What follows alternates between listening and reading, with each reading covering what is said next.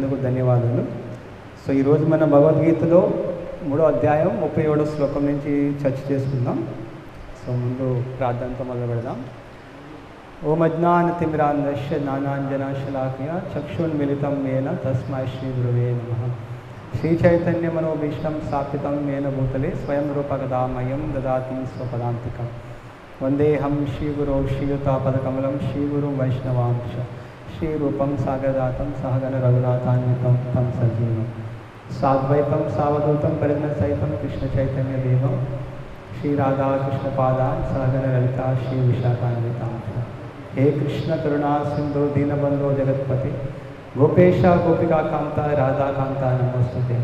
तप्तकाञ्चन गौरांगी राधे वृन्दावनेश्वरी वृषभानुसुते देवी प्रणमामि हरिप्रिये.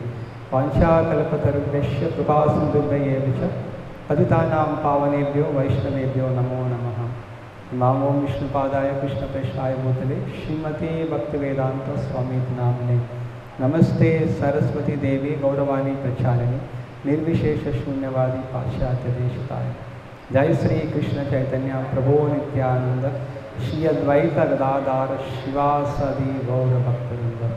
हरे कृष्णा कृष्णा कृष्णा हरे हरे हरे राम राम राम हरे हरे.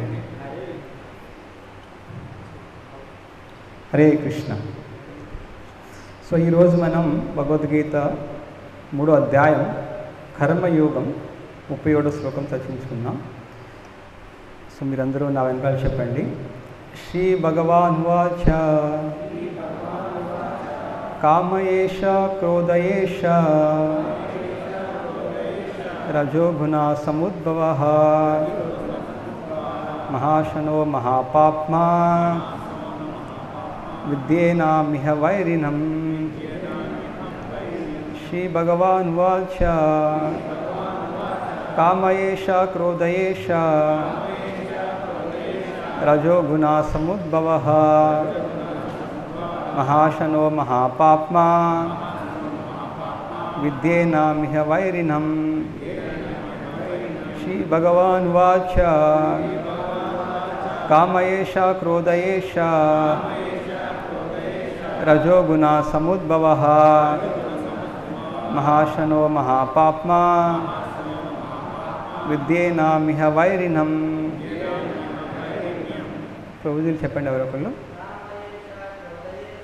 కామయేష క్రోధయేష రజోగుణ సముద్భవః మహాశనో మహాపాప్మా విద్యేనామిహ వైరిణం. కామయేష క్రోధయేష రజోగుణ సముద్భవః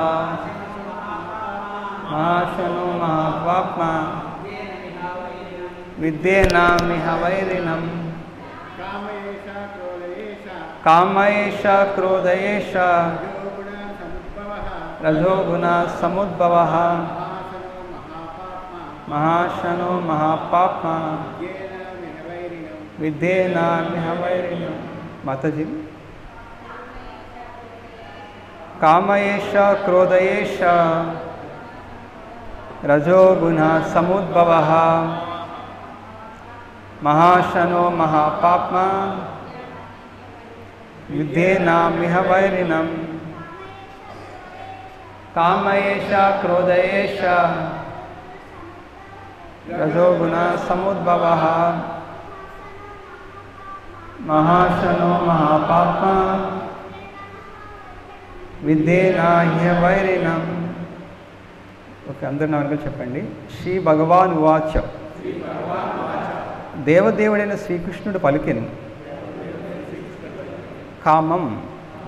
కామము ఏషః ఈ క్రోధః కోపము ఏషః ఈ రజోగుణ సముద్భవః రజోగుణము వలన పుట్టిన మహాశనః సర్వమును మింగునట్టుది మహాపాప్మ గొప్ప పాపం కలిగినట్టుది విద్ధి తెలుసుకునుము.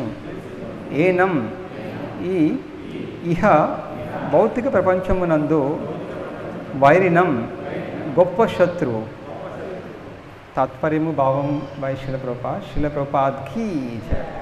శ్రీకృష్ణ భగవానుడు పలికెను, అర్జున, రజోగుణ సంపర్కముచే ఉద్భవించి తదుపరి క్రోధముగా పరిణమించు కామమే దానికి కారణం. అదే ఈ ప్రపంచమునకు సర్వమును కబలించినట్టి పాపభూయిష్ట శత్రువు. భాష్యం. జీవుడు భౌతిక సంపర్కం పొందినంతనే కృష్ణుని ఎడగల అతని నిత్య ప్రేమ రజోగుణం వల్ల కామముగా మార్పు చెందును. అనగా పుల్లని చింతపండుతో కలిసినంతనే పాలు పెరుగుగా మారినట్లు భగవత్ప్రేమ భావము కామముగా మార్పు చెందుచున్నది. ఆ కామం సంతృప్తి చెందినచో శీఘ్రమే కోపముగా మార్పు చెందును. అటు పిమ్మట కోపము మోహముగా మార్పునందును. ఆ మోహమే జీవుని భౌతిక స్థితిని అనంతముగా కొనసాగించును. అనగా కామమే జీవునకు గొప్ప శత్రువై ఉన్నది. అది పవిత్రమైన జీవుడు భౌతిక జగమున బద్ధునుగా నిలిచినట్లు చేయుచున్నది. క్రోధము రజోగుణముకు మారు రూపము. ఈ గుణములు ఈ విధంగా క్రోధం మరియు తజ్జనములైన వాణ్ణి ప్రకటిత మగుచుండును. కనుక నిర్దేశింపబడిన జీవుని దానం మరియు కర్మము ద్వారా రజోగుణము తమోగుణముగా పతనం చెందుటకు బదులు సత్వగుణముకు ఉద్ధరింపబడినచో మనుషుడు ఆధ్యాత్మిక సంపర్క కారణమున క్రోధం యొక్క పతనం నుండి రక్షింపబడును. అనవతరం వృద్ధి చెందడి తన ఆధ్యాత్మిక ఆనందం కొరకు భగవంతుడు బహురూపములుగా విస్తరించింది. జీవులు అట్టి ఆధ్యాత్మిక ఆనంద అంశులు. వారు కూడా పాక్షికమైన స్వాతంత్రమును కలిగి ఉన్నారు. కానీ సేవాభావం భోగవంచుగా మారి వారి స్వాతంత్రము దుర్యోగమైనప్పుడు వారు కామం యొక్క వశంలోనికి వద్దురు. బద్ధజీవులు ఈ కామభావాలను అసంతృప్తిపరచుట కొరకే భగవానుడు ఈ భౌతిక జగత్తును సృష్టించింది. అట్టి అనంతి కామభోగ కర్మల్లో పూర్తిగా విసుగు చెంది హతశయులైనప్పుడు వారు తన నిజస్థితిని గూర్చి ప్రశ్నించుట విచారణను ఆరంభింతురు. ఆ విచారణయే వేదాంత సూత్రంలో ఆరంభమై ఉన్నది. అట్టి ఆరంభమునందు అథాతో బ్రహ్మ జిజ్ఞాస అని చెప్పబడింది.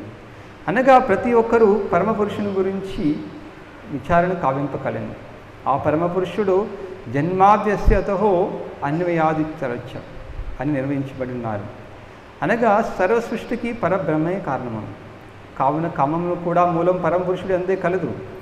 కావున ఒకవేళ అట్టి కామం భగవత్ప్రేమగా కృష్ణ భక్తి రసభావనలోకి లేదా కృష్ణుని కొరకే సర్వం వాంఛించుటని భావనలోకి మార్పు చెందినచో కామక్రోధములు రెండును ఆధ్యాత్మికములు కాగలవు. శ్రీరామచంద్రుని బంటైన హనుమానుడు రావణి సువర్ణ నగరం దయించుడి ద్వారా తన క్రోధమును ప్రదర్శించి ఆ విధమైన కార్యం చే అతడు గొప్ప రామభక్తునిగా కీర్తినందును. ఇచ్చట భగవద్గీత అందు కూడా శ్రీకృష్ణ భగవానుడు తన ప్రీత్యర్థమై క్రోధమును శత్రువులపై చూపుమని అర్జునుని ప్రేరేపించుచున్నాడు. అనగా కామక్రోధములను కృష్ణ భక్తి భావన యందు నియోగించినచో అవి శత్రులుగా కాక మన మిత్రులుగా మారగలవు. శిల ప్రభుపాద్కి జై. హరే కృష్ణ. సో అందరూ ఈ ఆదివారం కార్యక్రమానికి వచ్చినందుకు చాలా ధన్యవాదాలు. సో ఈరోజు మనం 3వ అధ్యాయం 37 శ్లోకం చర్చించుకుంటున్నాం. సో ఇంతకుముందు భగవద్గీతలో మొత్తం ఎన్ని అధ్యాయాలు ఉంటే మొత్తం చెప్పండి? 18 అధ్యాయాలు. సో ఈ 18 అధ్యాయాలు మనం దాని కేటగిరీ కింద చూస్తే మొదటి 5 అధ్యాయాలు యాక్చువల్గా కర్మయోగ, భక్తి యోగ, జ్ఞానయోగ. సో ఈ 3 యోగాల కింద మనం విభజించవచ్చు. సో భగవద్గీతని మనం యోగ శాస్త్రం అని కూడా అంటారు. ఎందుకంటే భగవద్గీతలో రకరకాల యోగాల గురించి వివరింపబడి ఉన్నది. సో దాంట్లో కర్మయోగ, జ్ఞానయోగ, ధ్యానయోగ, భక్తి యోగ. సో ఈ 4 యోగాల గురించి వివరించబడి ఉన్నది. సో మొదటి అధ్యాయంలో మనం చూసేది ఏంటంటే ఈ భగవద్గీత అనేది ఎందుకు చెప్పబడింది. సో అది ఎందుకు శ్రీకృష్ణ భగవానుడు మనకు చెప్పాడు అందుకు కారణం అనమాట. అంటే దాన్ని బ్యాక్గ్రౌండ్ అంటారు. సో ఎందుకు కృష్ణ భగవానుడు చెప్పాడు అనమాట. సో దాంట్లో మనం ఏం చూస్తామంటే సో ఈ యుద్ధం మహాభారత యుద్ధం ఎలా మొదలైంది అంటే అది మహాభారతంలో వస్తుంది. కానీ యుద్ధం మొదలైన తర్వాత ఏమవుతుంది యాక్చువల్గా అంటే ఒకవైపు పాండవులు ఉన్నారు, ఒకవైపు కౌరవులు ఉన్నారు. సో దుర్యోధనుడేమో తన సేనంతా మొత్తం ప్రణాళిక చేశారు. తర్వాత వెళ్ళి తన గురువులతో మాట్లాడడం మొదలుపెట్టారు, ద్రోణాచార్యులతో. సో ఆ తర్వాత ఇంకా అంటే పాండవుల వైపు ఎవరున్నారు, కౌరవుల వైపు ఎవరున్నారు, వాళ్ళ యొక్క శక్తి సామర్థ్యాలు ఏంటి, ఇవన్నీ విశ్లేషణ జరుగుతుంది. ఆ తర్వాత అర్జునుడు చెప్తాడు అన్నమాట కృష్ణుడికి, సో ఈ యుద్ధం మొదలయ్యే ముందు నన్ను ఈ సేన మధ్యలోకి తీసుకెళ్ళండి, ఈ రెండు సేనల మధ్యలోకి. సో కృష్ణుడు ఏం చేస్తాడంటే అర్జున్ని తన గురువులు ముందు తీసుకెళ్తాడు వాళ్ళ దగ్గరికి అనమాట. సో ఆ గురువుని చూడగానే అర్జునుడికి ఏమవుతుందంటే తన యొక్క లోపల ఎమోషనల్ అంటే ఆ భావోద్వేగాలు వస్తాయి అన్నమాట. ఎందుకంటే తను ఇప్పుడు ఎవరితో యుద్ధం చేయాలి, తన గురువులతో, తన యొక్క పిన తండ్రులతో, అంటే తన సోదరులతో, తన కుటుంబీకులతో యుద్ధం చేయాలన్నమాట. సో ఈ విధంగా అర్జునుడు ఒక భావోద్వేగాన్ని చెందుతాడనమాట. చెంది అప్పుడు అర్జునుడు 5 రకాల కారణాలు ఇస్తాడు నేను ఎందుకు యుద్ధం చేయనని. ఓకే, సో అది భగవద్గీత మొదటి అధ్యాయం, అలాగే రెండో అధ్యాయం మొదటి 10 శ్లోకాల వరకు జరుగుతుంది అనమాట. సో 6వ శ్లోకం వరకు రెండో అధ్యాయంలో. సో ఇవన్నీ చెప్పిన తర్వాత కూడా అర్జునుడికి ఏం చేయాలో తెలియదు అనమాట. సో అన్ని కారణాలు చెప్తున్నాడు ఎందుకు యుద్ధం చేయకూడదని. అప్పుడు రెండో అధ్యాయం 7వ శ్లోకంలో అర్జునుడు నేను నీ శిష్యుడి కింద ఇప్పుడు నన్ను స్వీకరించు, నన్ను నీ శిష్యుడిని స్వీకరించు అని అప్పుడు అర్జునుడు శరణాగతి తీసుకుంటాడు. యాక్చువల్గా చెప్పాలంటే భగవద్గీతలో రెండో అధ్యాయంలో కృష్ణుడు మాట్లాడు, అంతకుముందు చూస్తే కృష్ణుడు ఎక్కడ మాట్లాడు, కానీ రెండో అధ్యాయంలో తను 1-2 శ్లోకాలు చెప్తాడు. కానీ అది భగవద్గీత చెప్పమన్నమాట. సో భగవద్గీత ఎక్కడ మొదలవుతుందంటే రెండో అధ్యాయం 11వ శ్లోకం. ఎప్పుడంటే కృష్ణుడు అర్జున్ని ఎప్పుడైతే అర్జునుడు కృష్ణుడిని తన గురువు కింద స్వీకరించాడు. ఓకే, అక్కడి నుంచి యాక్చువల్లీ భగవద్గీత మొదలవుద్ది అనమాట. సో మొదటి అధ్యాయం నుంచి రెండో అధ్యాయం 10వ శ్లోకం వరకు భగవద్గీత మన బ్యాక్గ్రౌండ్ అనమాట, అంటే ఇంట్రడక్షన్. అక్కడి నుంచి భగవద్గీత మొదలవుద్ది.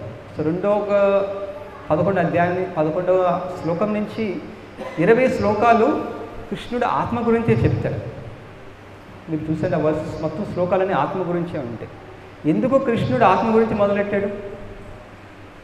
ఇంకా వేరే దాని గురించి సంపాదన చేయొచ్చు కదా, ఎందుకు ఆత్మ గురించి చెప్పాడు కృష్ణుడు? మొదటి 20 శ్లోకాలు ఎవరైనా చెప్పగలరా?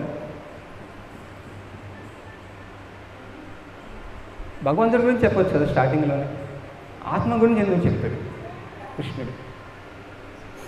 ఇప్పుడు మనం స్కూల్కి వెళ్ళామనుకోండి, ఎక్కడన్నా మనకు వాళ్ళు ఎక్కడి నుంచి స్టార్ట్ చేస్తారు? సపోజ్ మీరు తెలుగు నేర్చుకుంటున్నారు, లేదా ఇంగ్లీష్ నేర్చుకుంటున్నారు, ABCD, ఓకే, లేకపోతే AIE అని మొదలెడతారు. ఎందుకు మొదలెడతారు? వాళ్ళు డైరెక్ట్గా ఏదో శ్లోకాలు, పద్యాలు, లేకపోతే కథలు చెప్పవచ్చు కదా. మనకేంటంటే ప్రతిసారి బేసిక్స్ అంటారు కదా, అక్కడి నుంచి మొదలు పెడతారు. మన ఆధ్యాత్మిక జ్ఞానం మనం తెలుసుకోవాలంటే మొట్టమొదటి మనం తెలుసుకోవాల్సింది ఏంటంటే మనం ఎవరు. ఓకే, ఆధ్యాత్మిక అంటే మనం మనం ఎవరైనా తెలుసుకోవాలి. మనం ఎవరైనా తెలుసుకుంటే ఆ తర్వాత భగవంతుడి గురించి తెలుసుకుంటాం. సో మనకి భగవంతుడికి ఒక సంబంధం ఏంటి, ఓకే, మనకి ఆ భగవంతుడిని చేరుకునే పద్ధతి ఏంటి, సో ఇవన్నీ తెలుసుకోవచ్చు. ముందు మనం ఎవరో తెలుసుకోలేదంటే మిగిలినన్నీ నేర్చుకున్నా మనకు తెలియదు. ఓకే, భగవంతుడు చాలా గొప్పవాడు, భగవంతుని చేసి సృష్టి వచ్చింది, ఈ 14 లోకాలు ఉన్నాయి, ఒక్కో లోకం ఇంత పెద్దదిగా ఉంటుంది, ఇదంతా ఒకే ఒక జగత్తు, ఇలాంటి జగత్తులు చాలా ఉన్నాయి, ఆధ్యాత్మిక జగత్తు ఉంది, భౌతిక జగత్తు ఉంది. సో ఇవన్నీ తెలుసుకున్నా ఓకే, ఇవన్నీ నాకేంటి సంబంధం అని అనుకుంటాం. అందుకే ముందు మనం ఎవరైనా తెలుసుకోవాలి. అందుకే భగవంతుడు 20 శ్లోకాలు ఆత్మ అంటే ఏంటి, ఆత్మ యొక్క లక్షణాలు ఏంటి అని చెప్తారనమాట. మనం ఈ శరీరం కాదు, మనం ఆత్మ. ఇప్పుడు మనం చనిపోయిన తర్వాత చల్లగా ఏమంటారు? చనిపోయిన తర్వాత ఏమవుతుంది చెప్పండి మనకి? మామూలుగా ఒక మనిషి చనిపోయాడంటే ఏమవుతుంది? ఆత్మ ఇంకో శరీరం వస్తుంది, అంతే కదా. చాలామంది ఇంగ్లీష్లో ఈ మధ్యన అంటారు రెస్ట్ ఇన్ పీస్ అంటారు. ఇది విన్నారు మీరు? RIP అని రాస్తుంటారు ఎవరైనా చనిపోతే. దాని అర్థం ఏంటో తెలుసా? అది మన సిద్ధాంతానికి మొత్తం విరుద్ధం అనమాట. రెస్ట్ ఇన్ పీస్ అంటే ఎవరు రెస్ట్ ఇన్ పీస్? బాడీ అయినా రెస్ట్ ఇన్ పీస్లో ఉంటుందా? బాడీని కాల్చేస్తారు లేకపోతే కప్పెట్టేస్తారు. కప్పెట్టినప్పుడు ఏమవుద్ది? బాడీ అంతా నాశనం అయిపోద్ది. సో అది యాక్చువల్గా అది ఒక నాస్తిక సిద్ధాంతం, అది ఎథిస్టిక్ అంటారు, నాస్తిక్ సిద్ధాంతం అంటారు అనమాట. ఆత్మ అన్నది శరీరం వదిలి వేరే శరీరానికి వెళ్ళిపోద్ది. అది ఏ శరీరం? మానవ శరీరం అవుద్దా లేకపోతే వేరే శరీరం అవ్వచ్చా? ఏదైనా అవ్వచ్చు. మనం చేసిన పాప పుణ్యాలు బట్టి, అలాగే మనం ఏం చనిపోయే ముందు ఏం గురించి ఆలోచిస్తున్నామో దాన్ని బట్టి మనకి వేరే శరీరం వస్తుంది అనమాట. సో కానీ మరి ఆత్మ అన్నది ఓకే, ఇప్పుడు చనిపోతాం, మళ్ళీ ఇంకో శరీరం వస్తుంది, మళ్ళీ పెద్ద అవుతాం, మళ్ళీ చనిపోతాం. సో ఈ విధంగా మన జీవితం ఇంతేనా అంటే ఈ చక్రం జన్మ మృత్యు జరా వ్యాధి ఈ చక్రంలో ఇలా నడుస్తూనే ఉండాలా అంటే కాదు. ఇదంతా ఎక్కడ జరుగుతుంది? ఓన్లీ భౌతిక జగత్తులోనే. అందుకే భగవంతుడి మధ్యలో ఆధ్యాత్మిక జగత్తు గురించి కూడా చెప్తారనమాట. సో కానీ ముందు మనకి తెలియాలి సో ఆత్మ అన్నది. ఎందుకంటే చాలామంది అంటే మామూలుగా అంటే అందరూ ఏం ఆలోచిస్తుంటారు, నేను ఆనందంగా ఉండాలి. సో ఆనందంగా ఉండాలంటే ఏం కావాలి? డబ్బులు కావాలి. సో డబ్బులు కావాలంటే కష్టపడాలి. కష్టపడకపోతే ఏదో విధంగా డబ్బులు సంపాదించుకోవాలి, నేను ఆనందంగా ఉంటాను. కానీ ఆ డబ్బులు ఎలా సంపాదించాలి? పుణ్యంతోనా పాపంతోనా? పుణ్యంతో. కానీ చాలామంది ఏమనుకుంటారు, ఏదో విధంగా డబ్బులు సంపాదించే చాలు అనుకుంటారు. డబ్బులు ఉంటే చాలు.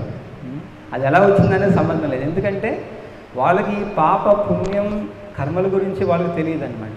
ఓకే, ఏదో విధంగా సంపాదించాను, దొంగతనం చేస్తాను, ఓకే, పట్టుబడకపోతే పర్లేదు, ఆ విధంగా ఆలోచిస్తుంటారనమాట. కానీ వాళ్ళందరికీ తెలియదు ఏంటంటే ఈ కర్మ అన్నది ఎవరిని వదలదన్నమాట.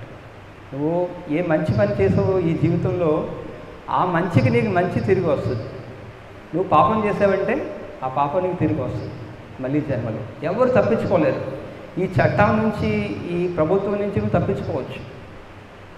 కొంతమంది చూస్తుంటాం మన రాజకీయ నాయకులు ఎన్నో రకరకాల చాలా ఏమంటారు స్కామ్స్ చాలా రకాలు చేస్తారు.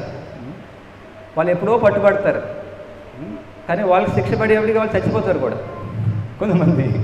ఓకే, అప్పుడు ఏంటి, వాళ్ళు ఇన్ని పాపాలు చేస్తారు, ఇన్ని అదో పనులు చేశారు, కానీ వాళ్ళకి ఏంటి శిక్ష లేకుండా చచ్చిపోయారా? లేదు, వాళ్ళకి ఆ పాపం వాళ్ళకి వస్తుంది అనమాట. ఈ జీవితం కాకపోయినా మళ్ళీ జీవితంలో తప్పనిసరిగా వస్తుంది. అది మనం అర్థం చేసుకోవాలన్నమాట. సో ఇవన్నిటికి ఏంటంటే ఈ ఆత్మ అనే జ్ఞానం చాలా ముఖ్యం. ఎందుకంటే మనం ఏం చెప్తున్నాం, చనిపోయిన తర్వాత ఆత్మ ఇంకో శరీరం వస్తుందని చెప్తున్నాం. కానీ చాలామంది ఇది నమ్మరు. వాళ్ళు ఏమంటారు, చనిపోయిన తర్వాత అంతే, ఇంకేం లేదు. నువ్వు ఒక టైంలో పుట్టావు, ఒక టైంలో చనిపోయావు, అంతే.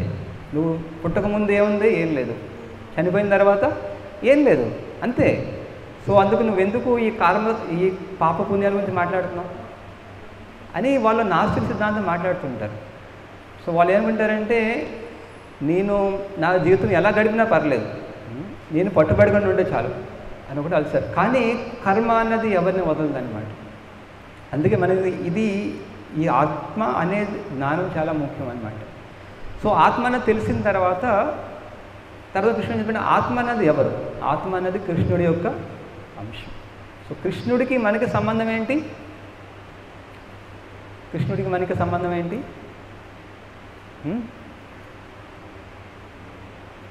ఆత్మ కృష్ణుడి నుంచి వచ్చింది, రైట్? అంటే మనం ఆయన యొక్క పుత్రుడి కింద చెప్పవచ్చు. So we are like child. Okay, ఆయన హంస కింద చెప్తాం అనమాట. సో కృష్ణుడు మన యొక్క తండ్రి లాంటి వాడు. ఓకే, సో కానీ మనం ఆయన్ని వదిలేసి ఈ ఆధ్యాత్మిక జగత్తు నుంచి ఈ భౌతిక జగత్తుకు వచ్చాం అనమాట. ఓకే, సో ఇప్పుడు పిల్లవాడు చూడండి, పిల్లవాడు తల్లిదండ్రుల దగ్గర ఉన్నప్పుడే చాలా ఆనందంగా ఉండగలడు, అంతే కదా. సో తల్లిదండ్రులు వదిలేసి వెళ్ళిపోయినప్పుడు ఏమవుద్దంటే తనకి చాలా కష్టాలు పొందుతాడు. సో అదేవిధంగా మనం ఈ భౌతిక జగత్తుకు వచ్చి ఈ జన్మ మృత్యు జరా వ్యాధి తర్వాత ఆధ్యాత్మిక ఆది భౌతిక ఆది దైవిక ఇటువంటి కష్టాలు పొందుతూ ఉంటారు. ఎవరు తప్పించుకోలేరు, అంతే కదా, ఎవరు తప్పించుకోలేరు. ఏదో ఒక కష్టం వస్తూనే ఉంటుంది అన్నమాట. కానీ ఇవన్నీ ఈ భౌతిక జగత్తులోనే ఉంటాయి. అందుకే కృష్ణులు ఏమంటారంటే దుఃఖాలయం అశాశ్వతం. సో ఆ బ్రహ్మ భువనాల్లోక పునరావర్తన అర్జున. సో ఈ భౌతిక ప్రపంచంలో 14 లోకాలు ఉన్నాయి. సో బ్రహ్మలోకం నుంచి భూలోకం వరకు ఇదంతా దుఃఖాలయం అశాశ్వతం. అశాశ్వతం అంటే ఏది శాశ్వతం కాదు. సో బ్రహ్మ కూడా తనకి చావు ఉంటుంది. సో నిన్నే రామాయణంలో చదువుతున్నాను అనమాట. సో రావణుడు యొక్క కొడుకు ఇంద్రజిత్తు వీళ్ళందరూ అలాగే హిరణ్యకశ్యపు వీళ్ళందరూ చాలా ఘోరమైన తపస్సు చేశారు. ఘోరమైన తపస్సు చేసి వాళ్ళు ఏం వరం కోరారో తెలుసా బ్రహ్మకి? ఏం వరం కోరారు? చావు లేకుండా ఉండాలి. ఎందుకంటే ఈ రాక్షసులకి వీళ్ళందరికీ ఒకటి ఒక భయం ఉంటుంది. ఏంటి భయం?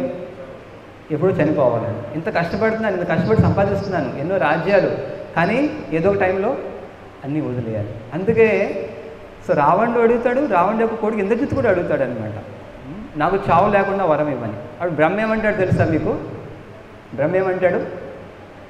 నాయన నేను కూడా ఒకసారి చనిపోవాలి, నేను కూడా చనిపోవాలి, నీకు ఎలా వరం ఇవ్వగలను?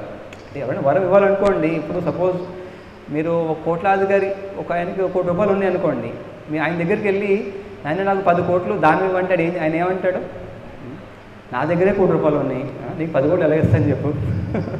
సో మేబీ ఆయన 10 రూపాయలు అడిగితే 20 రూపాయలు అడిగితే ఆయన ఇవ్వచ్చు. అలాగే ఇప్పుడు బ్రహ్మ వరం ఇవ్వాలనుకో, తన దగ్గర లేని దాన్ని ఎలాగిస్తాడు? ఇవ్వలేడు కదా. సో ఆ విధంగా చెప్తారనమాట. అప్పుడు వాళ్ళు ఆలోచించి రావణాసుడు ఏమంటాడంటే, ఓకే నాకు దానవుల ద్వారా, రాక్షసుల ద్వారా, ఎవరి ద్వారా నాకు చావు రాకూడదు. అంటే ఎవరైతే మనుషులు చాలా రకరకాలు ఉంటారు. పద్మపురాణం ప్రకారం 4 లక్షల రకాల మనుషులు ఉంటారు. మన భూలోకంలో, భువర్లోకంలో, స్వర్గలోకంలో, అలాగే కింద అతల, వితల, సుతల, రసాతల, మహాతల, పాతాల, కింద 7 లోకాల్లో కూడా మనుషులు ఉంటారు. వీళ్ళందరూ మనిషి జాతి కింద వస్తారు. సో అంటే వాళ్ళందరూ చూడడానికి వేరువేరుగా ఉండొచ్చు, కానీ అంటే ఒక్కొక్క రూపం వేరుగా ఉంటుంది, కానీ అందరూ మనిషి జాతికి వస్తారంటారు. రావణుడు అంటాడు, వీళ్ళ ద్వారా నాకు ఎవరికి చావు రాకూడదు, కానీ నాకు మానవుల ద్వారా, జంతువుల ద్వారా చావు రాకూడదని ఆయన కోరుకోడు అనమాట. అంటే నేను వాళ్ళ గురించి నేను పట్టించుకోను, ఎందుకంటే వాళ్ళు గడ్డి పోచుతో సమానం అంటాడు. వాళ్ళు అన్నేం చేయగలరు, నేను ఎంతో శక్తివంతుని. అంటే మానవులు అంటే అంత తక్కువ అనమాట చెప్పాలంటే, అంటే రాక్షసులకు అంత శక్తి ఉంటుంది. సో ఆ విధంగా రావణుడు వరం కోరుకుంటాడు. ఓకే, ఆ తర్వాత ఇంద్రజిత్తు ఏం చేస్తాడంటే, ఇంద్రజిత్తు, రావణుడు వీళ్ళందరూ వెళ్ళి ఇంద్రుడితో యుద్ధం చేస్తారనమాట. సో ఇంద్రుడితో యుద్ధం చేసినప్పుడు ఇంద్రజిత్తు ఏం చేస్తాడంటే, యాక్చువల్గా తన పేరు మేఘనాథ్ అనమాట, ఇంద్రజిత్తు కాదు, ముందు మేఘనాథుడు. సో తను ఇంద్రుడిని ఓడించి తను బందీ చేసి లంక తీసుకెళ్ళిపోతారు. సో లంక తీసుకెళ్ళి జైల్లో పెడతారనమాట. అంటే ఇంద్రుడు ఆ పదవి అన్నది సాధారణం కాదనమాట. మన ప్రైమ్ మినిస్టరు అంటాం, కానీ దానికన్నా యాక్చువల్గా పెద్దది, ఆయన స్వర్గలోకానికి అధిపతి అనమాట. ఆయన్ని తీసుకెళ్ళి జైల్లో పెడతారు రావణాసురుడు. ఆ తర్వాత బ్రహ్మ మిగిలిన దేవతలతో వెళ్ళి వాళ్ళని రిక్వెస్ట్ చేస్తాడనమాట, నీకు వరం ఇస్తాను, నీకు ఏది కావాలంటే అది కోరుకో, కానీ ఇంద్రుడు మాత్రం వదిలే అంటారనమాట. సో మనం ఈ మధ్య కూడా చూస్తుంటాం కదా, యుద్ధం జరుగుతుంది గాజా, ఇజ్రాయెల్లో, వాళ్ళు కొంతమంది బందీగా తీసుకెళ్ళిపోతారు. ఆ బందీని వదలాలంటే వాళ్ళకి ఏదోటి ఇవ్వాలన్నమాట. ఆ విధంగా బ్రహ్మ అంటాడు, నీకు ఏది కావాలో కోరుకో, నేను ఇంద్రుని వదిలేస్తాను, ఇంద్రుని మాత్రం వదిలే అంటారు. అప్పుడు ఇంద్రజిత్ అంటాడు, నాకు చావు లేకుండా వరం ఇవ్వమంటాడు. So same like father like son అంటాం కదా. సో తండ్రి కోరుకున్నట్టే కొడుకు కూడా కోరుకుంటాడు అనమాట. కానీ బ్రహ్మ అంటాడు, నాకు అది కుదరదు. అప్పుడు ఇంద్రజిత్ ఏమంటాడంటే, ఓకే నేను ఒక యజ్ఞం చేస్తాను, యజ్ఞం చేసినప్పుడు ఆ యుద్ధం నుంచి ఒక రథం రావాలి, ఆ రథం మీద నేను యుద్ధం చేస్తున్నంత వరకు నన్ను ఎవరు చంపలేరు. ఓకే, ఆ విధంగా వరం అడుగుతాడు అనమాట. అందుకే మీరు రామాయణంలో చదివితే విభీషణుడు చెప్తాడు, చాలా రోజులు యుద్ధం జరుగుతుంది, ఇంద్రజిత్తు ఎవరిని అంటే ఆ ఇంద్రజిత్తుని ఎవరు ఓడించలేకపోతారు. ఒకసారి రాముడిని, లక్ష్మణ్ణి ఆయన ఈ నాగపాశంతో కట్టిపాడేస్తాడు. కట్టిపడేసి ఒళ్ళు నిండా బాణాలు వేస్తారనమాట. ఎన్ని బాణాలు వేస్తారంటే ఇంకా బాణం దూరడానికి కూడా ఖాళీ ఉండదు అనమాట. ఆ విధంగా రాముడిని, లక్ష్మణ్ణి ఆయన ఓడించేస్తారనమాట. చనిపోయారేమో వెళ్ళిపోతారు ఇంద్రజిత్తు. ఆ తర్వాత గరుత్మంతుడు వచ్చి వాళ్ళని కాపాడతాడనమాట. సో రెండోసారి అలాగే 2-3 సార్లు రాముడిని, లక్ష్మణ్ణి చాలా గాయపరుస్తాడనమాట. ఇంకా తర్వాత అర్థం కాదు, ఎన్ని చేసినా వాళ్ళు ఏం చేయలేకపోతారు.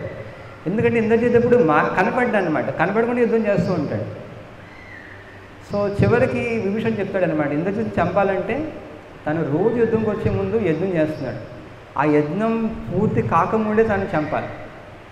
ఓకే, అందుకే తను లక్ష్మణుడు, సుగ్రీవుడు, హనుమంతుడు, విభీషణుడు వెళ్తారనమాట తను చంపడానికి. సో ఆ విధంగా ఇంద్రజిత్తు చనిపోతాడనమాట. సో చెప్పేది ఏంటంటే అందరూ ఈ చావు అన్నది చాలా భయపడుతుంటారనమాట. కానీ అర్థం చేసుకుంటే చావు తర్వాత మొత్తం అంతం కావట్లేదు, మనకి వేరే శరీరం వస్తుందన్నమాట. ఓకే, కానీ ఈ సంసార చక్రం ఈ జన్మమృత్యు జరా వ్యాధి నుంచి మనం తప్పించుకోవాలంటే ఈ భౌతిక జగత్తులు అవ్వదు. మనందరం ఎక్కడికి వెళ్ళాలి?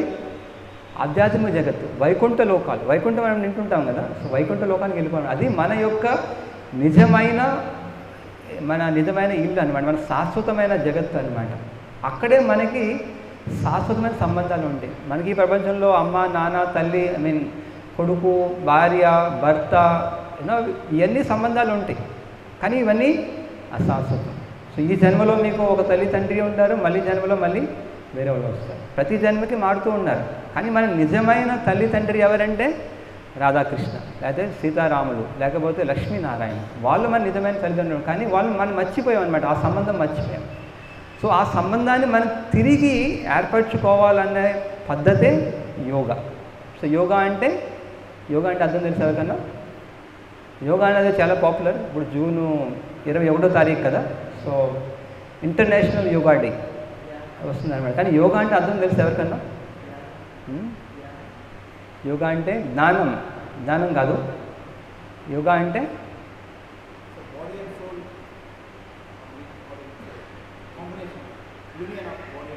Okay, union.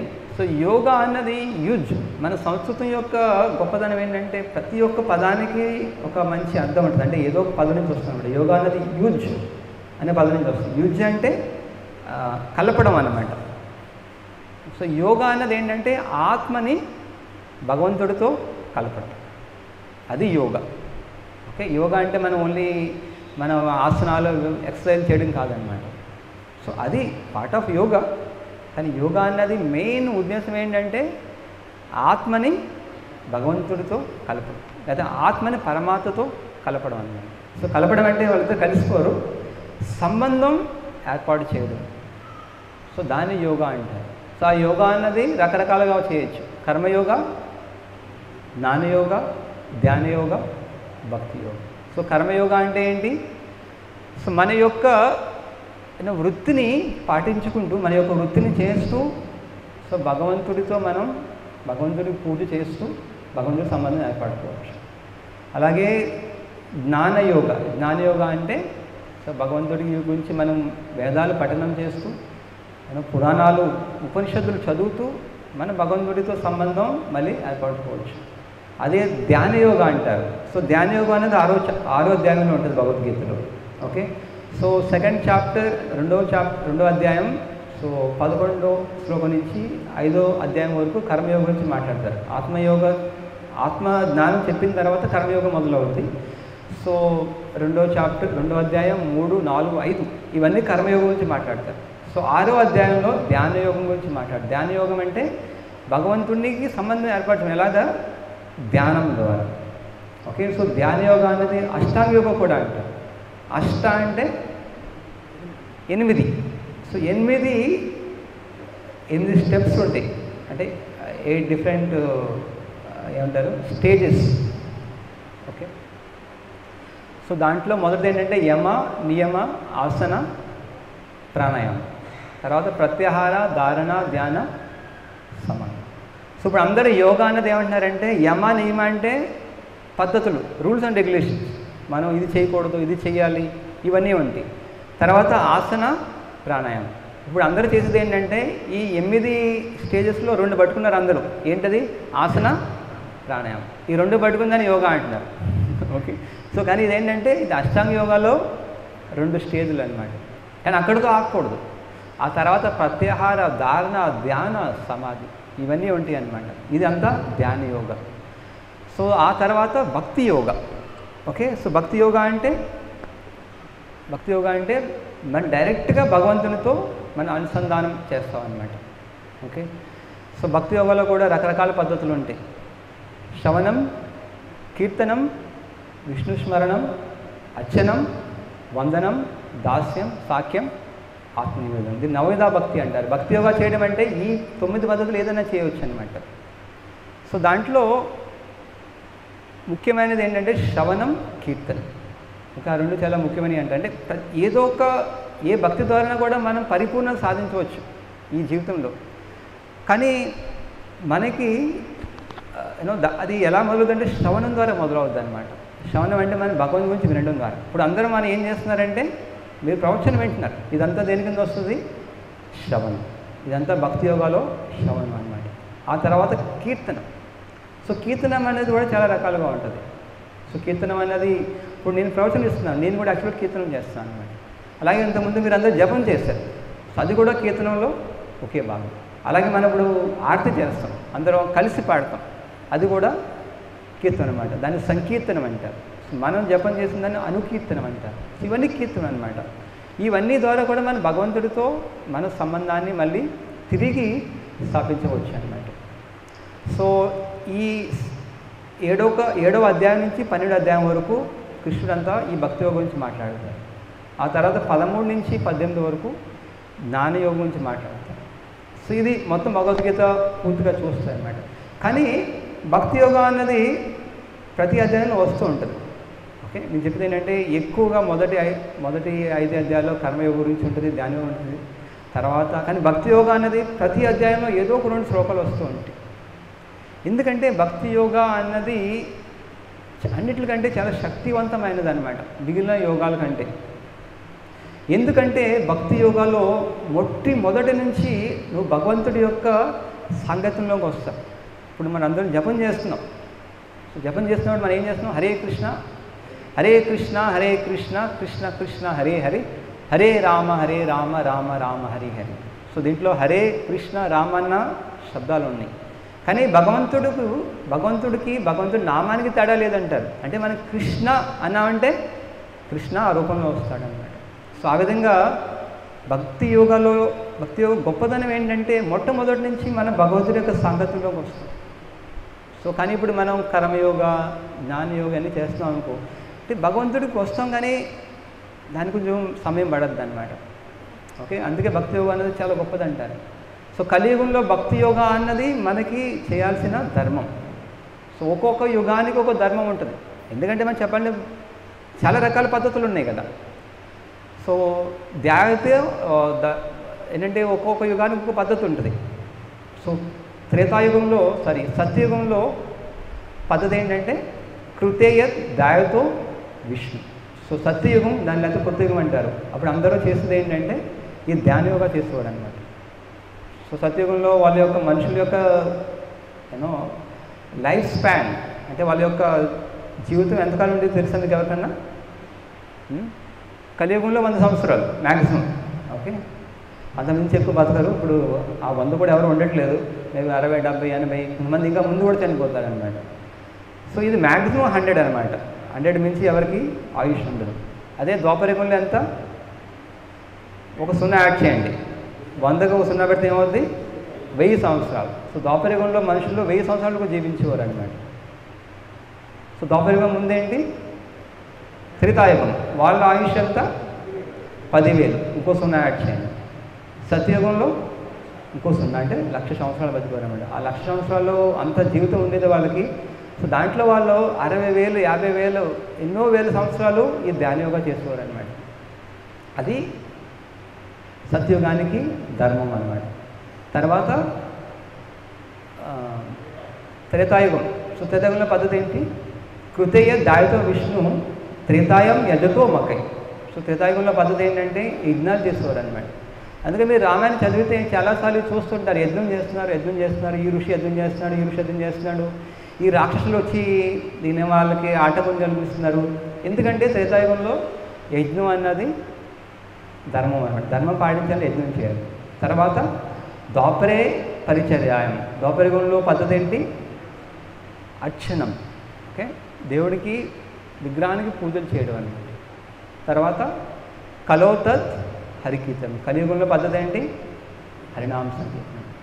సో మనం ఈ భగవంతుడితో సంబంధం ఏర్పరచుకోవాలి అంటే మనం భగవంతుడికి మళ్ళీ ఆయన దగ్గరికి వెళ్ళిపోవాలంటే కలియుగంలో మనం చేయాల్సింది కీర్తనం, హరికీర్తనం. ఓకే, సో దాంట్లో కూడా భగవంతుడి చాలా నామాలు ఉంటాయి. కానీ ఉపనిషత్తులో చాలా స్పష్టంగా చెప్పబడింది అనమాట. ఏంటది?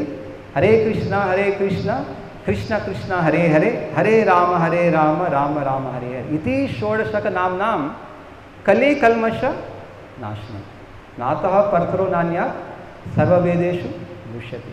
అంటే ఈ 16 నామాలు ఉన్న ఈ మంత్రం కలి కల్మష నాశనం.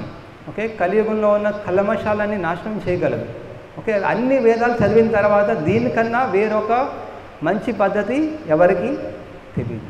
అందుకే ఏంటంటే మీరందరూ ఈ హరే కృష్ణ మంత్రం జపం చేయడం అన్నది చాలా చాలా దృఢంగా మీరు ఈ పద్ధతి మీరు చేయాలన్నమాట. అంటే మీరు రోజు ఏదో విధంగా సమయం తీసుకుని ఈ హరికృష్ణ మంత్రం జపం మాత్రం చేయాలన్నమాట. ఆ విధంగా మీరు ధర్మాన్ని పాటించగలరు. సో మీరు వేరే చేయవచ్చు, పూజలు చేయండి, అన్నీ చేయండి, కానీ జపం మాత్రం ఏ రోజు మీరు మిస్ కాకండి. అంటే జపం మాత్రం తప్పకుండా చేయండి, అది చాలా ముఖ్యం అన్నమాట. ఇదే పద్ధతి ద్వారా మీరు ఈ భగవంతుడిని మీరు చేరుకోవచ్చు అన్నమాట. అందుకే ఈ కలియుగ ధర్మాన్ని ప్రచారం చేయడానికి ఎవరు వచ్చారు కలియుగంలో? శ్రీకృష్ణ చైతన్య మహాప్రభు. ఎందుకంటే యుగ ధర్మాన్ని చెప్పడానికి యుగ అవతారం వస్తారు. అవతారాలు చాలా రకాలు ఉంటాయి. మనం మామూలుగా దశావతారం అంటాం, కానీ దశావతారం అన్నది మొత్తం కాదనమాట. సో యుగ అవతారం ఉంటారు, మనవంతర అవతారం, తర్వాత సో లీల అవతారం, శక్తి ఆవేశ అవతారం, తర్వాత గుణ అవతారం, చాలా రకాల అవతారాలు ఉంటారు. 10 కాదు, చాలామంది ఉంటారు యాక్చువల్గా చెప్పాలంటే. సో యుగ అవతారం అనేది చాలా ముఖ్యం. ఎందుకంటే యుగ అవతారం వచ్చి మన యుగ ధర్మం ఏంటన్నది చెప్తుంది అనమాట. సో మన కలియుగ అవతారం చైతన్య మహాప్రభు వారు 500 సంవత్సరాల ముందు వచ్చారు. చాలా చెప్పాలంటే చాలా మనకి కొద్ది కాలం ముందే వచ్చి ఈ కలియుగ ధర్మాన్ని భారతదేశం అంతా ప్రచారం చేశారనమాట. సో ఆ తర్వాత అదే పరంపరలో వస్తూ శ్రీల ప్రభుపాదుల వారు ఇదే మంత్రాన్ని ప్రపంచం అంతా ప్రచారం చేశారనమాట. సో చెప్పాలంటే మనం చాలా అదృష్టవంతులు. మనం ఈ ప్రభుపాదుల వారి సంగతుల్లోకి వచ్చాం, ఈ గురువుల సంగతుల్లోకి.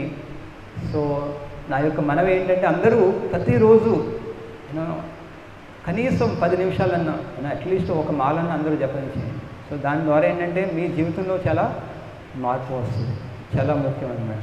సో ఇదంతా భక్తి యోగంలో ఒక భాగం అన్నమాట. సో కానీ జపం చేసే విధానం కూడా చాలా ముఖ్యం. సో చాలామంది జపం చేస్తూ ఉంటారు, ఒక మాల చేస్తారు, 2 మాలలు చేస్తారు, తర్వాత 4 మాలలు చేస్తారు, మళ్ళీ ఒక రోజు మొత్తం మానేస్తారు, మళ్ళీ ఒక రోజు ఒక మాల చేస్తారు, కొన్ని రోజులు 8 మాలలు చేస్తారు, కొన్ని రోజులు 16 మాలలు చేస్తుంటారు. ఎందుకు ఇలాగ అవుతుంది? ఎందుకంటే మనం కరెక్ట్గా అంటే మనం సరిగా జపం చేయట్లేదు. మనం సరిగా జపం చేస్తే ఈ ఏంటంటే పైకి ముందుకి వెనక్కి వెళ్ళామన్నమాట. భగవంతుడికి అంత శక్తి ఉంది ఆ నామంలో కూడా. మనం చేయాల్సిన విధం కరెక్ట్గా సరిగా చేయాలన్నమాట. అప్పుడు మీకు ఆ ఆధ్యాత్మిక అనుభూతి కలుగుతుంది.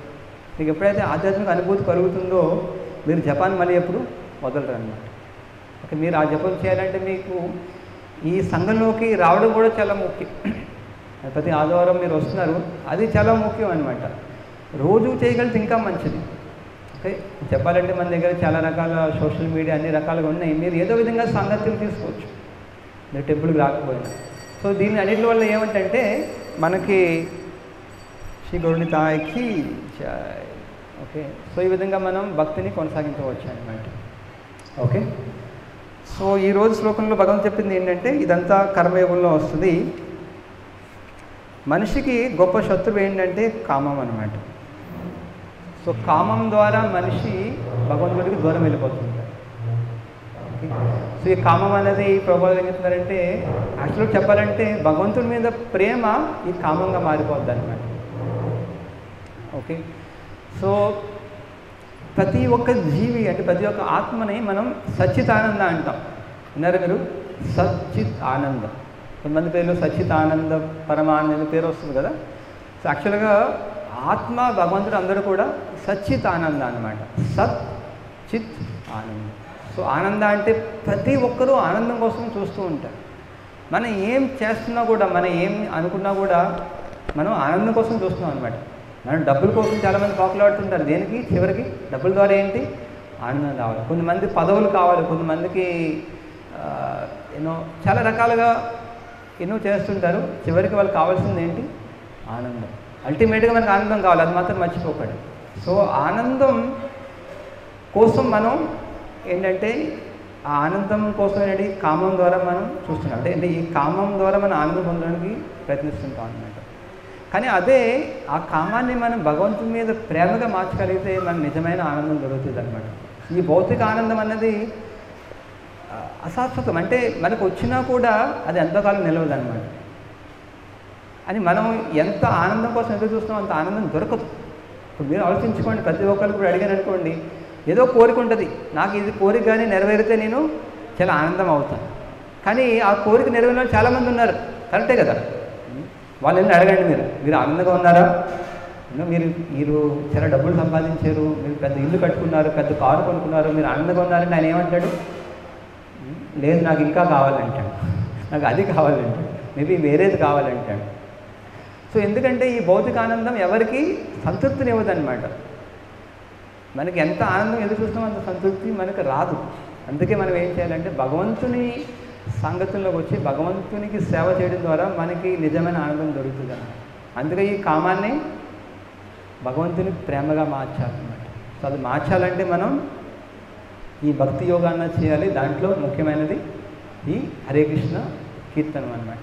ఓకే, సో అందరికీ వినతి ఏంటంటే, సో ప్రతిరోజు చేయండి, జపం బాగా చేయండి. మీరు ఎప్పుడు కూర్చున్నా ఒక మాల చేసినా పర్లేదు, కానీ మీరు ఎంత బాగా చేయగలిగితే మీకు అంత అనుభూతి వస్తుంది అన్నమాట. ఓకే, దానివల్ల మీరే చూడవచ్చు ఈ ఆధ్యాత్మిక జ్ఞానం అన్నది చాలా సరళం. అంటే మనకి తేడా తెలుస్తుంది అన్నమాట. ఇప్పుడు సైన్స్ అంటే ఏమంటారు? థియరీ ఉంటుంది, ఎక్స్పెరిమెంట్ ఉంటుంది, రైట్? సో జ్ఞానం ఉంటుంది, దానికి మనం ఏదో విధంగా ఎక్స్పెరిమెంట్ చేసి ప్రూవ్ చేస్తాం. అలాగే ఈ ఆధ్యాత్మిక జ్ఞానం ఏంటంటే మనం వింటాం, అది మన జీవితంలో పాలిస్తే, అంటే మన జీవితంలో దాన్ని పాటిస్తే మనకి ఏమవుతుందంటే దాని ద్వారా వచ్చే ఫలితం మనం చూడవచ్చు. సో అలాగే ఏంటంటే ఈ జపం వల్ల కూడా మనకి చాలా రకాల మనకు ఉపయోగాలు తెలుస్తుంది. కానీ మనం సరిగా చేయాలన్నమాట, నిత్యం చేయాలి, అలాగే బాగా చేయాలన్నమాట. అప్పుడు మీకు మీరే చూడవచ్చు, వేరే చెప్పనవసరం లేదు, మీరే అనుభూతిని పొందవచ్చు అన్నమాట. సో ఆ విధంగా మీకే ఉత్సాహం కూడా పెరుగుతుంది, మీరు భగవంతుడి సంగతిలో వస్తారు కాబట్టి. ఓకే, హరే కృష్ణ. ఎవరికైనా ప్రశ్నలు ఏమైనా ఉన్నాయా?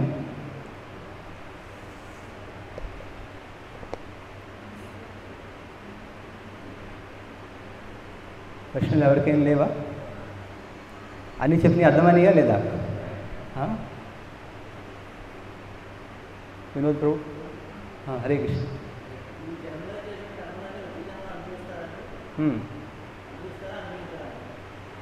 ఈ కర్మ సిద్ధాంతం అన్నది ఎవరు తప్పించుకోలేదు. ఓకే, మనం సైన్స్లో చదువుతాం కదా, న్యూటన్స్ థర్డ్ లా అంటాం. న్యూటన్స్ థర్డ్ లా ఏమంటే చెప్తారు, every action as an equal and opposite reaction. అంటే నువ్వు చేసిన ప్రతి దానికి నీకు తిరిగి వస్తుంది అనమాట. అదేవిధంగా కర్మ కూడా సింపుల్ అనమాట, అంతే. నువ్వు పాపం చేస్తే నువ్వు ఎవరికైనా కష్టం ఇచ్చావంటే ఆ కష్టం నీకు తిరిగి వస్తుంది. నువ్వు ఎవరికైనా ఆనందం ఇచ్చావంటే అది తిరిగి నీకు వస్తుంది. అది ఎలా ఉంటుందంటే అదంతా ఒక అకౌంట్ కింద ఉంటుంది అనమాట మనకి. సో నువ్వు పాపం చేసావంటే అన్ని లిస్ట్ నోట్ అవుతూ ఉంటుంది అనమాట, నువ్వు పుణ్యం చేసినవన్నీ నోట్ అవుతూ ఉంటాయి. ఓకే, అది మళ్ళీ జీవితంలో ఏమవుతుందంటే అన్నీ నీకు తిరిగి వస్తుంటాయి అన్నమాట. ఓకే, అది మళ్ళీ జీవితం కాదు, చెప్పాలంటే ఒక పెద్ద బ్యాగ్ ఉంది మన దగ్గర, దాని నిండా మన పుణ్యం పాపాలు అన్నీ ఉన్నాయన్నమాట. సో ఈ జీవితంలో పుణ్యం వస్తాయి, తర్వాత మళ్ళీ నువ్వు ఈ జీవితంలో కొత్త పాప పుణ్యాలు చేస్తున్నావు, అవన్నీ యాడ్ అవుతుంటాయి, మళ్ళీ జనంలో పుణ్యం వస్తాయి. ఆ విధంగా మనం ముందుకు నడుస్తుంటాం అనమాట. నీకు ఎన్నాళ్ళైతే ఈ సంచి, కర్మ సంచి అన్నది ఉందో నువ్వు ఈ భౌతిక జగత్తులో ఉంటావు అన్నమాట. ఎప్పుడైతే అది ఖాళీ అయిపోతుందో అప్పుడు నువ్వు మోక్షం పొందవచ్చు, భగవంతుడి దగ్గరికి వెళ్ళవచ్చు అన్నమాట.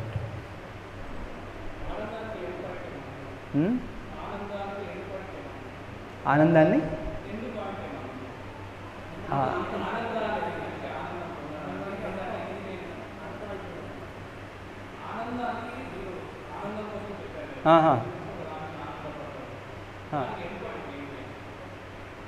Okay okay. సో ఆనందం అన్నది చెప్పాలంటే సంతోషానికి ఆత్మ అన్నది ఎంత ఆనందం కోసం చూస్తుందంటే అది ఓన్లీ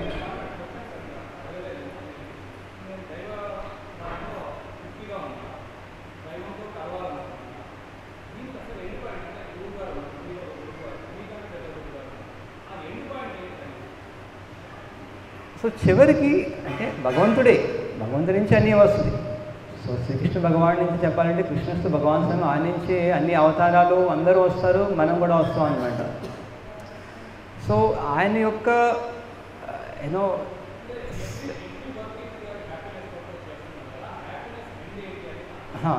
ఎండ్ అంటే ఇప్పుడు దానికి ఎండ్ పాయింట్ అంటే ఏం చెప్పాలంటే అది మన భగవంతుడి సేవలో ఉన్నప్పుడే ఆనందం వస్తుంది. అది ఎంత అన్నది దానికి ఒక లిమిట్ ఉండదు అనమాట. ఓకే, అది పెరుగుతూనే ఉంటుంది చెప్పాలంటే. అందుకే ప్రభుపాదులు కూడా రాశారు కదా, అంటే ఆ ఆనందం ఎప్పుడూ అంతు ఉండదు అనమాట. ఆ సేవ చేస్తుండగా భగవంతుడి యొక్క ఆనందం పెరుగుతూ ఉంటుంది, అలాగే భక్తుల యొక్క ఆనందం కూడా పెరుగుతూనే ఉంటుంది. It's like unlimited. అది మనకు అర్థం కాదు, కానీ ఏంటంటే పెరుగుతూనే ఉంటుంది. సో ఎలా చెప్తారంటే శ్రీకృష్ణుడి యొక్క అందం కూడా పెరుగుతూనే ఉంటుందంట.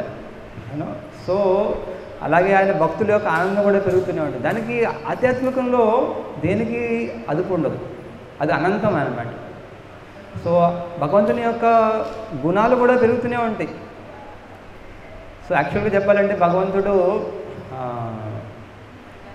తన గురించి తనకు తెలియదు, అంటే తన గుణాలు కూడా తెలియదు అనమాట. అందుకే తను చైతన్య మహాప్రభు రూపంలో వస్తాడు. అదో కారణం కూడా చెప్తారనమాట.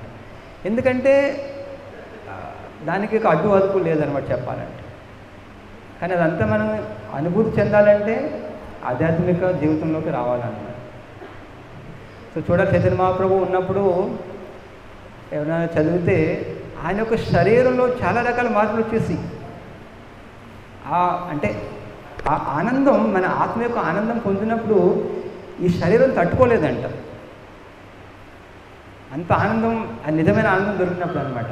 అందుకే భక్తులు చూసారంటే వాళ్ళు రకరకాలుగా నృత్యం చేస్తూ ఉంటారు, కీర్తన చేస్తుంటారు, వాళ్ళు నిద్రపోరు కూడా ఒకసారి.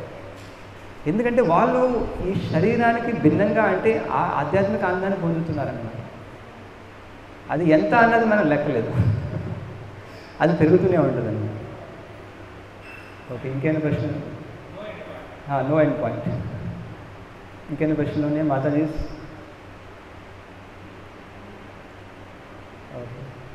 ఓకే, హరే కృష్ణ.